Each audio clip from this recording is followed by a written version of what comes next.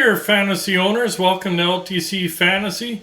Not sure if you're chiming in watching via YouTube or listening via podcast, but really appreciate you checking in no matter how you're streaming the episode. Do want to thank our new and current subscribers. Really do appreciate the support. And if you haven't subscribed yet, think about doing so because we put out 3 long episodes every week looking at different players to hopefully help strengthen your fantasy roster. And also on YouTube, we do have daily shorts looking at the next day's games at a couple, 3, 4 players maybe to hopefully help get you that little bit of an edge just in case you're in a bit of a pinch. Today's our Week 5 strategy episode, so we'll be taking a look at this week's schedule, hopefully finding you that advantage, and again, looking at players to hopefully help strengthen your fantasy roster. Some things to note, it's a typical week. Your light nights are Monday, Wednesday, Friday, and Sunday. Monday, there's only 3 games. Wednesday, 4 games. Friday, 4 games, and Sunday, 6 games.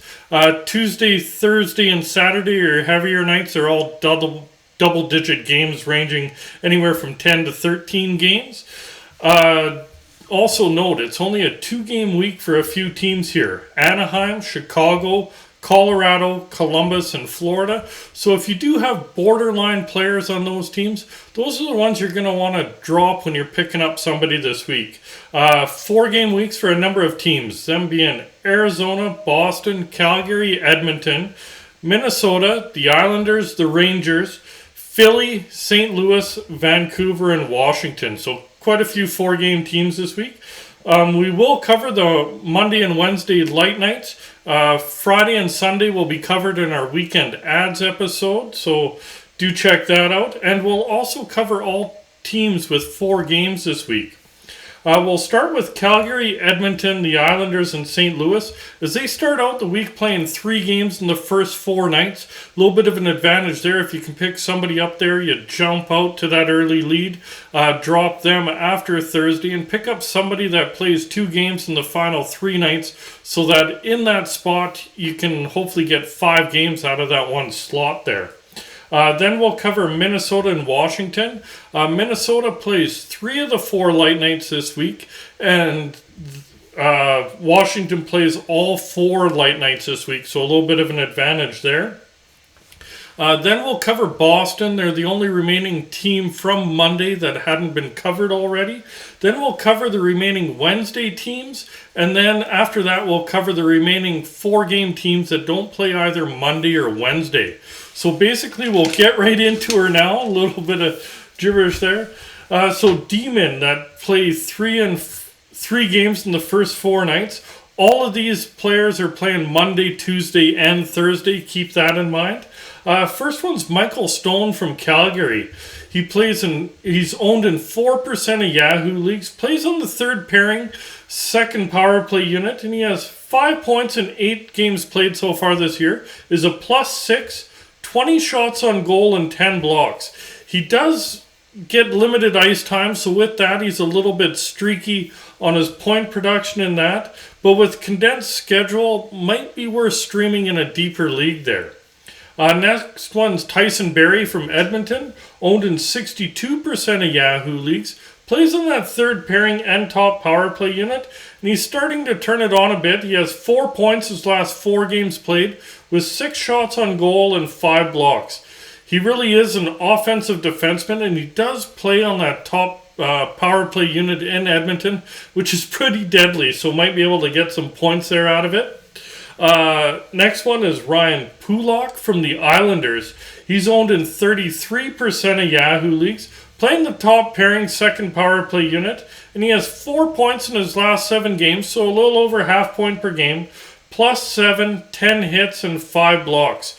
He is starting to chip in some offensive production. The other categories are fairly decent. They're not going to wow you, not going to hurt you, but it should be a fairly safe streaming option, little less risk-reward kind of a play than some of the others.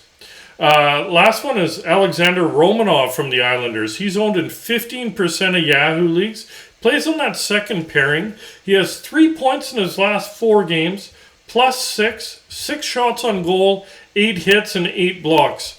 Really, with him, any kind of offensive production is just a bonus. His true value is in the hits and blocks department. But if he's chipping in with those other categories, depending how your league is formatted, might find some value in with him with having the 3 games in the first 4 nights there.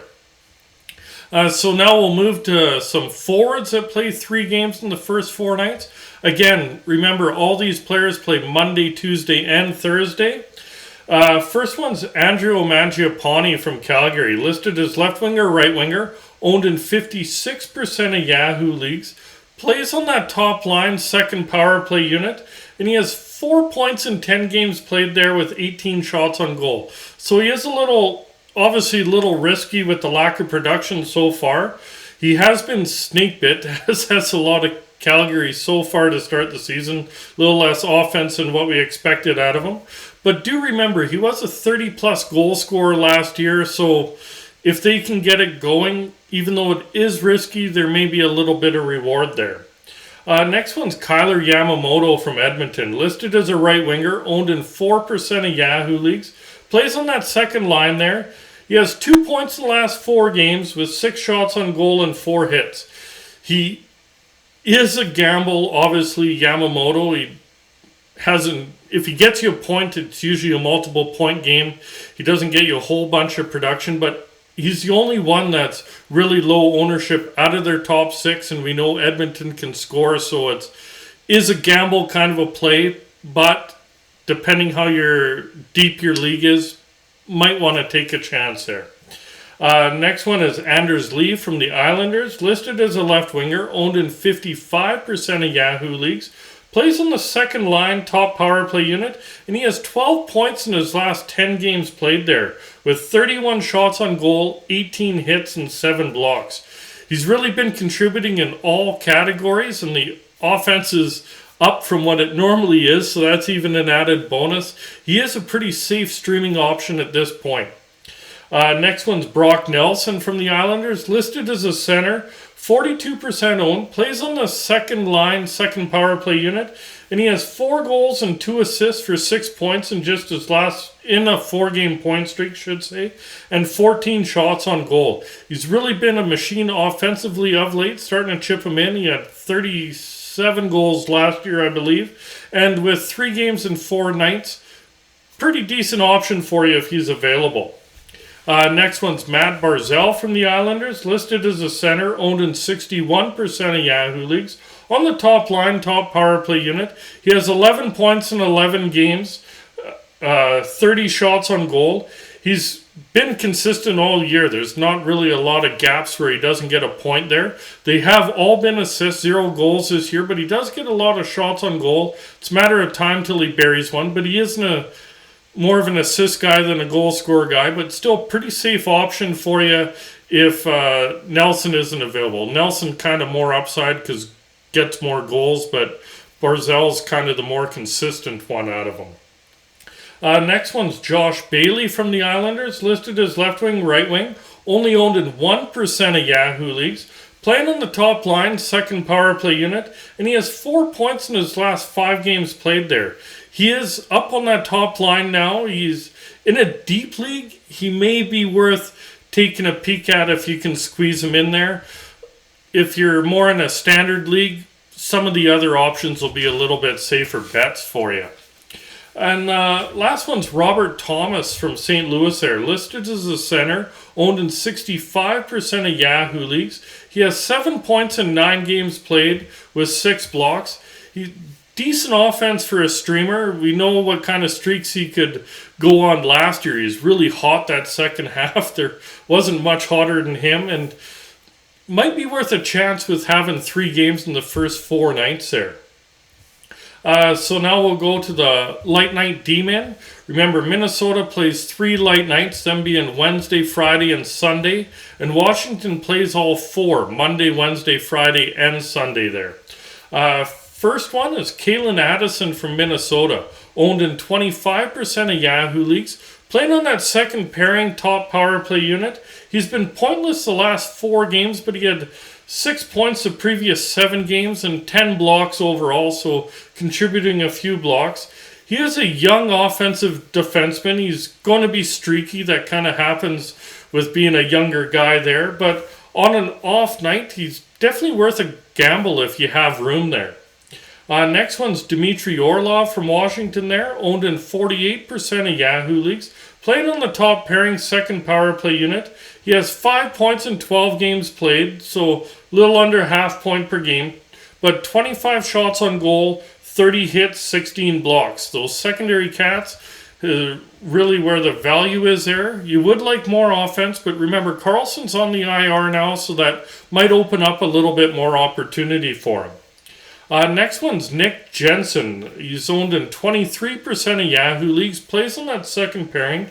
He has 7 points in his last 10 games there, with 16 hits and 21 blocks. Really not sure where this recent offensive production came in from. He only had 21, 23 points, something like that last year. But it really is an added bonus, that offensive production there. His value is in the hits and blocks department there, so if you can fit him in and he keeps chipping in at this kind of rate, you'll definitely find some value there, especially on an off night. And the last one's Eric Gustafsson. 0% ownership, available everywhere. On that third pairing top power play unit, he only has 3 points on the year, but is on the first power play now. Got back into the lineup with Carlson going out. You really be risky, but in a deep league, he might be worth an option if you have somebody going down to injury, need to pick him up, etc. Other than that, I would leave him alone. He's a little bit too risky, but if there's a lot of players owned in your league, maybe can kind of squint and see a glimmer of hope there. So now some forwards that play on light nights. Remember, Minnesota plays on Wednesday, Friday, and Sunday, and Washington plays all four, them being Monday, Wednesday, Friday, and Sunday. And the first one's Joel Eriksson Ek from Minnesota there, owned in 55% of Yahoo leagues, listed as a center, plays second pairing top power play unit. He has 6 points in his last 6 games played there, with 20 shots on goal, 8 hits, and 3 blocks. He really has been a consistent contributor in almost all stat categories there. He's pretty safe bet on light nights if he is available in your league there. Next one's Mason Shaw, listed as a center, owned in 0% of Yahoo leagues. Playing on that second line in Minnesota and second power play unit. He has 3 points his last 3 games played with 6 shots on goal and 8 hits.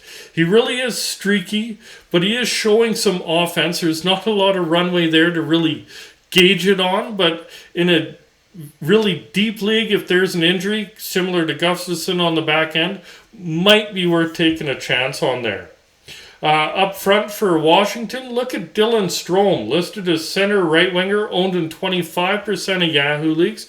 Centering that second line and top power play unit, he has 5 points in the last 6 games played there, with 9 shots on goal. He really is a streaky player this year, but when he does produce, it's worthwhile. So it's kind of a high risk, high reward kind of a play.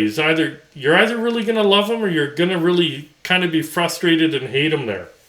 And the next one's Connor Sheary, listed as left winger, right winger, only owned in 8% of Yahoo leagues, on the top line and second power play unit. He has 7 points in 12 games played there, so not crazy offensive, but not horrible either.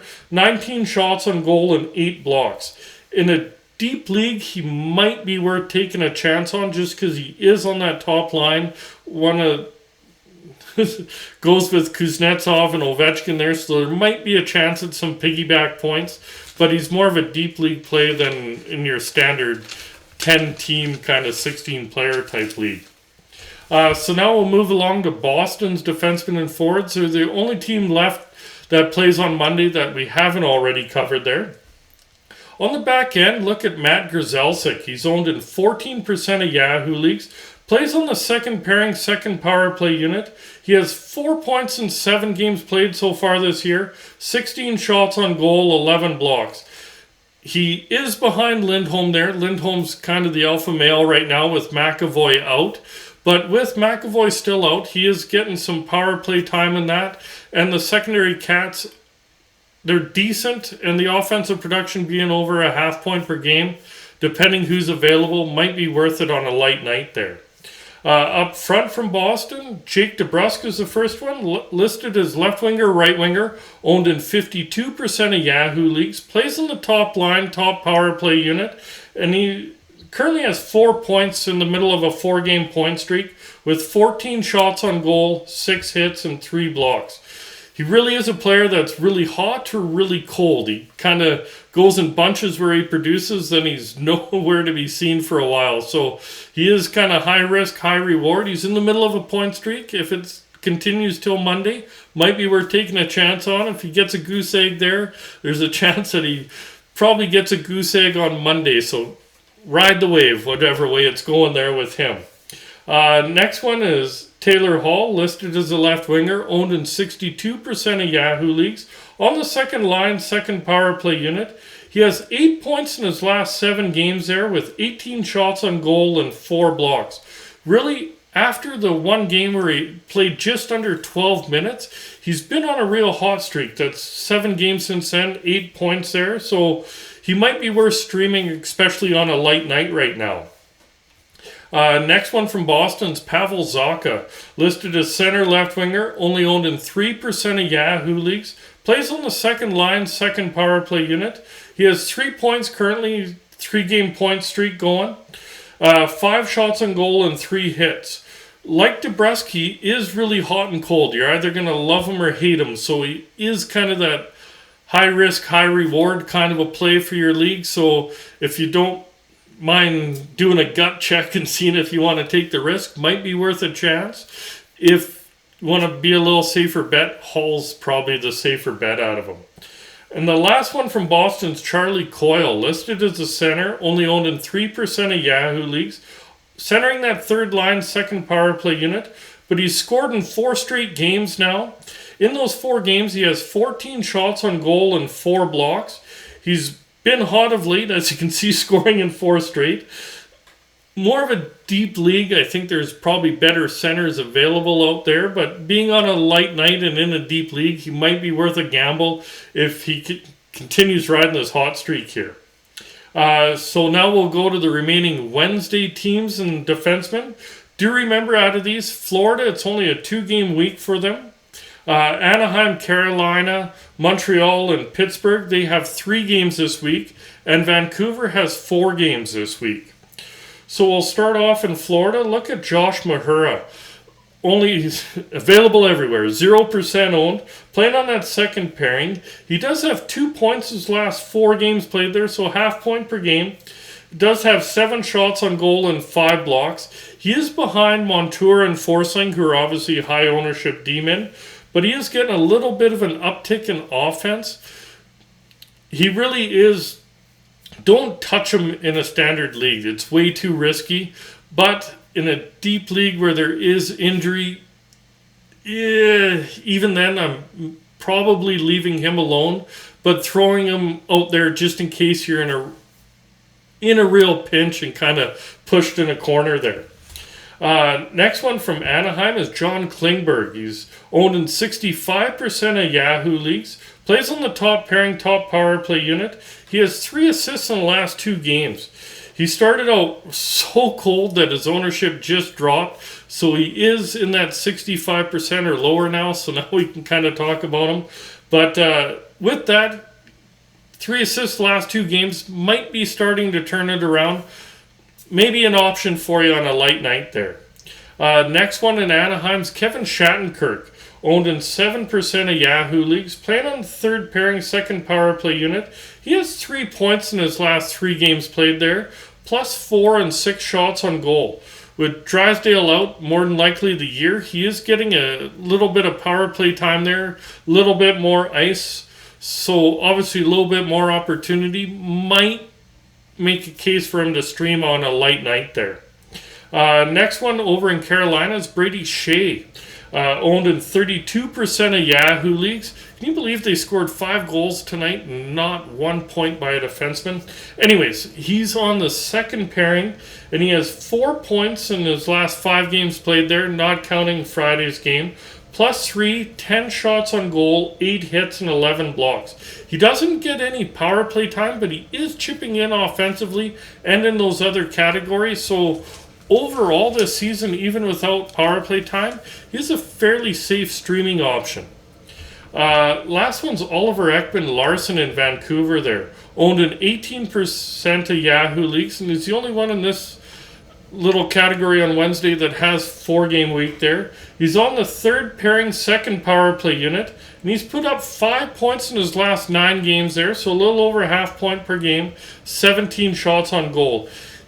Really, he is more of a deep league play here, but still over a half point per game. Might be worth streaming on a light night there. So now we'll move along to the remaining Wednesday forwards. Do remember again, Florida, they only got a 2-game week this week. Anaheim, Carolina, Montreal, and Pittsburgh have a 3-game week. And Vancouver, it's a 4-game week there. So start off in Florida. Look at Carter Verhaeghe, listed as a left winger, owned in 41% of Yahoo leagues. Plays on the top line, second power play unit, and he has 7 points in just his last 5 games there, with 12 shots on goal and 3 blocks. He really is starting to heat up, and he is on Barkov's wing there, so only being a 2-game week might be worth streaming on the light night, but you're not going to get full value out of him with it only being a 2-game week. But definitely, if you just want to stream him for one night, like a Wednesday, might be an option for you there. Next one's Anton Lundell from Florida, listed as a center, owned in 36% of Yahoo leagues, on the third line and top power play unit. And he's put up 5 points in his last 6 games there with 17 shots on goal. He has moved up to the top power play unit now and playing well. He's a young kid, had a pretty good year last year. If you're in a pinch for a center, might be an option for you on a light night. Again, Florida only has 2 games this week, but if you're just streaming for the light night, definitely an option for you. Going over to Anaheim, look at Frank Vetrano.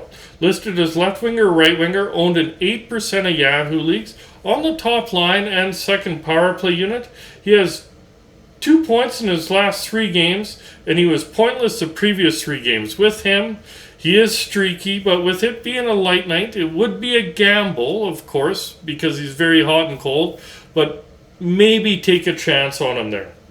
Another one from Anaheim is Ryan Strome, listed as a center, owned in 13% of Yahoo leagues. On the second line, second power play unit, he had 3 points his first game, then he only had 1 point in his next 7, but now he's put up 4 points his last 3. If he's going to score in bunches for you, but you have to kind of wage the risk-reward there if it is worth streaming there. If you want to take a gamble, it could really pay off, or you could lose at the roulette table, so to speak. Kind of take your chances with them.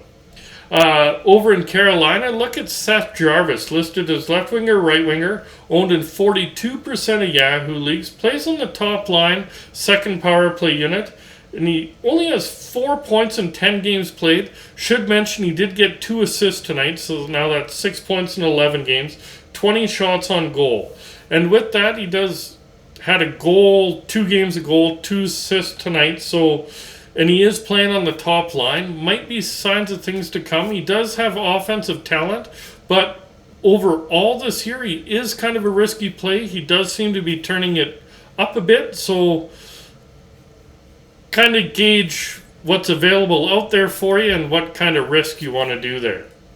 Going over to Montreal, look at Kirby Dach, listed as center, right winger, owned in 10% of Yahoo leagues, playing on that top line and top power play unit. He has 4 points in his last 3 games, is a +3, 6 shots on goal, and 2 of those points are on the power play there. So he has been moved up to the top line, and with that he has been producing. It's kind of dependent on if he is playing on the top line there. So if he is still up there, he will be worth streaming. If he's been bumped down in the pecking order, little more risky, of course. Next one in Montreal, Sean Monahan, listed as a center, only owned in 6% of Yahoo leagues, playing on the third line, top power play unit.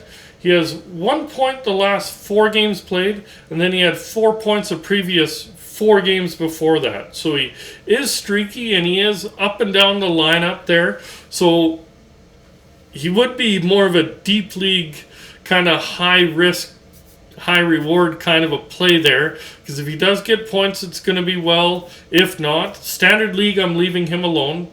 Just history dictates itself there, and he's been pretty cold over the last little while. But in a deep league, if you're in need for a center there, he might be an option for you. Going over to Pittsburgh, look at Jason Zucker, listed as a left winger, owned in 12% of Yahoo leagues, plays on the second line, second power play unit, and he's put up 8 points his last 9 games there, with 21 shots on goal and 25 hits. When he missed a few games due to injury, but he's been on Malkin's line pretty much all year, and he's been playing well on it. He just seems to really find some chemistry. As long as he's in the lineup, he's been a fairly safe streaming option this year. Next one from Pittsburgh's Rickard Rakell, listed as left winger, right winger, owned in 59% of Yahoo leagues. Plays on the second line right now, second power play unit. He has 6 points in 11 games played there, with 43 shots on goal and 8 blocks. He does have decent secondary stats. He has alternated games where he either gets a point, then he gets 0. Gets a point, then he gets 0. So if he got 0 the game before he plays, we're streaming. If he got a point, you might want to leave him alone, just the way he's kind of alternating getting a point, not getting a point there. Zucker, even though a lot lower ownership, has been a safer option for you. Next one is Connor Garland over in Vancouver there, listed as left winger, right winger, owned in 8% of Yahoo leagues. Playing on the top line, second power play unit. And he's put up 4 points his last 4 games there. He was a decent streamer last year, had a fairly solid season overall there. Started out really slow this year, seems to be turning it on, so might be worth a chance for you there on a light night.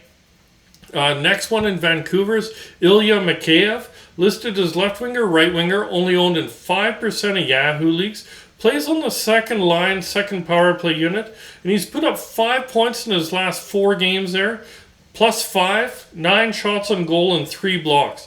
He is in the top 6 now and seems to be starting to get a comfort level in Vancouver there.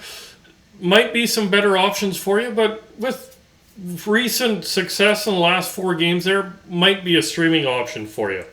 And the last one's Andrei Kuzmenko, listed as a left winger, owned in 18% of Yahoo leagues, on that second line top power play unit, and he's put up 8 points in his last 4 games there, plus 4, 3 of those points being on the power play, 11 shots on goal and 3 blocks.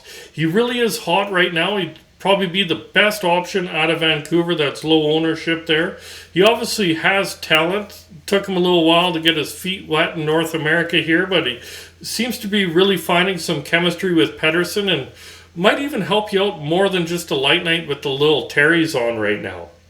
So now we'll go to the remaining teams that have 4 game weeks that don't play Monday or Wednesday. We'll start off with some D-men. It's a thin market on the back end with the remaining D-men there. The only one that I could really squint to kind of suggest is Juuso Välimäki from Arizona. Available everywhere, 0% owned. All of these teams, all their good defensemen are high ownership. But he's playing on the top pairing, second power play unit. He's put up 3 points the last 6 games, so that's why you can kind of squint. Giving a little bit of offensive production as of late. Realistically, you're probably trying to find somebody else elsewhere that might provide some other value for you in the hits or blocks department there, or just leave your D-men alone. Obviously, be some better options for you, but throwing his name out there just in case you are in a bind there. Some forwards that have 4 games this week that don't play Monday or Wednesday. Little bit bigger market to suggest here, as you'll see here. First one's Dylan Guenther from Arizona. Listed as a right winger, owned in 2% of Yahoo leagues. Plays on that top line, second power play unit. And he's put up 5 points in his last 6 games there. And 4 of those 5 points are on the power play. He is a young kid with good production of late. Not a lot of runway here to really tell you how it's going to pan out season-wise, but if you like riding a hot streak, might be an option for you. Next one is Lawson Krause from Arizona, listed as left winger, right winger, owned in 7% of Yahoo leagues, playing on the third line, second power play unit, and he has goals in 4 of his last 5 games there, 11 shots on goal in those 5 games, 16 hits and 3 blocks. He really is contributing in most categories right now, so he'd be obviously a safer option, a little more runway than Gunther there, so he might be worth streaming. Last one from Arizona is Matias Maselli, listed as a left winger, 0% owned, so available everywhere.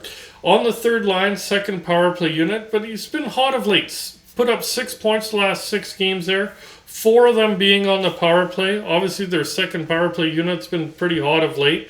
He's, again, nice production of late.